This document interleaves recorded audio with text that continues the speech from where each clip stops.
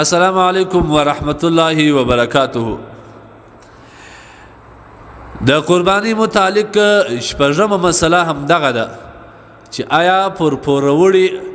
یا مقروض کس باندې اضحیه او قربانی واجب ده کنه. مثلا یو کس دی دکانداري لري،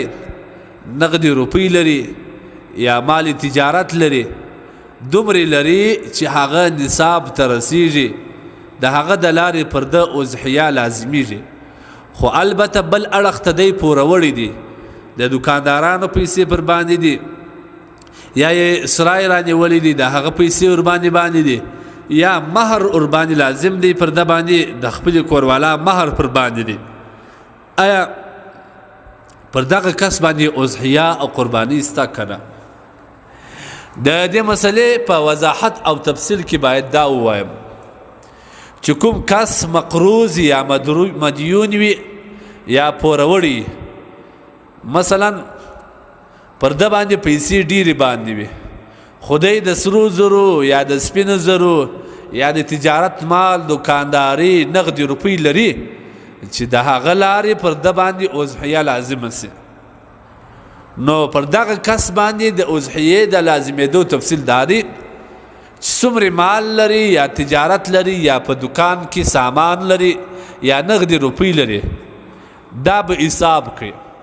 بیا به پر د باندې هغه پورونه چې پر د باندې لازم وي، اکه د دکانداري د حساب وي یا د یو چا نقدي پر باندې یا سرای رانیولي پر باندې یا هغه مهر چې د کوروالا دا پر د پاتې وي او ورکولو امید یې واده ته تلواري مهر معجل وي، نو دغه پیسې دي بیا حساب وکړي چې څو پر د باندې دي. دغه پیسې دي د خپل سرمایې څخه چې عدد سرمایه دکانداري یا نقدي روپۍ دي د هغه څخه دې وباسي، پاته که د سرمایې څخه دومره پیسې پاته وي چې هغه نصاب ته رسېدې پر د اضحیه ستا که نه وې پاته نسته ورباندې. مثلا د یو سړي په دکان کې سرمایه 15 لکه کالدارې پرته ده، یا د هغه رقم نقدي روپۍ ورسره دي یا سره زر یا سپین زر ورسره دي، بل اړخ ته پر د باندې د هغه دکانداري د حساب څخه 15 لک روپۍ باندې دي، او یا پر د باندې د بلې خوا پاته دي، سرای رانیولې د هغه پیسې پر باندې دي، یا د خپلې ښځې مهر ور باندې پاته دی او د واده اراده یې سته هغه 15 لکه دی. اوس دغه 15 لک روپۍ چې دی د سرمایې څخه وباسي دته یې ورپې نه پاتېږي، لهذا پر د باندې اضحیه او اخترې لازم نه دي. او که دغه پیسې وباسي لیکن دومره پیسې پاتې دي چې هغه نصاب ته ورسېږي، مثلا لک روپۍ پاتېږي یا 80,000 روپۍ پاتېږي یا دومره پیسې چې د سپینو زرو نصاب ته ورسېږي، نو بیا پر دغه کس باندې قرباني او اضحیه سته.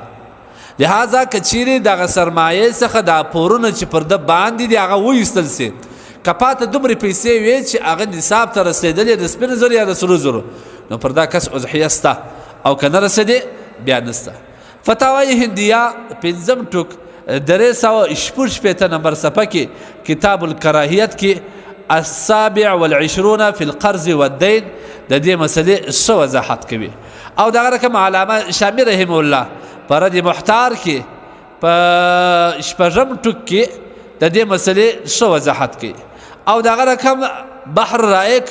8 ټوک 203 نمبر صفحه کې د دې مسلې ښه وضاحت کوي.